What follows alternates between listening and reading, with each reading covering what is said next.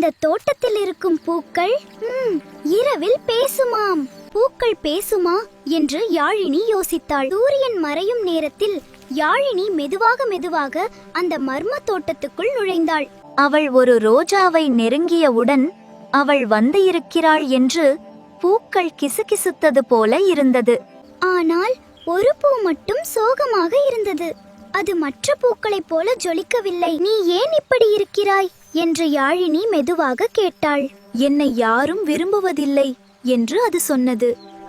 அவள் இன்னும் உண்மையை பார்க்கவில்லை என்று பூக்கள் சிரித்தன. அப்போது நிலவொளி நேராக அந்த கரும்பூ மீது விழுந்தது. அந்த பூவுக்குள் 1000 நட்சத்திரங்கள் மின்னியது.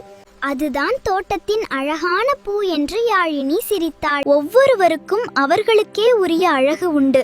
வெளிப்புற தோற்றத்தை வைத்து யாரையும் மதிப்பிடக்கூடாது. ஒவ்வொருவருக்கும் உள்ளே ஒரு தனி அழகு மறைந்திருக்கும்.